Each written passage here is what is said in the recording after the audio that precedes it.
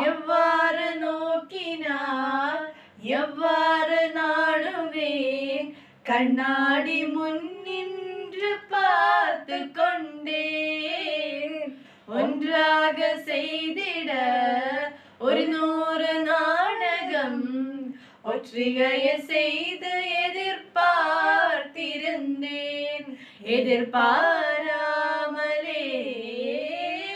அவன் எதிர்பாராமலே அவன் ஓ பின்னிருந்து வந்து என்னை பம்பரமாய் சுழற்றி விட்டு உலகுண்ட பெரும் வாயில் நின்று வாயோடு வாய் பதித்தார்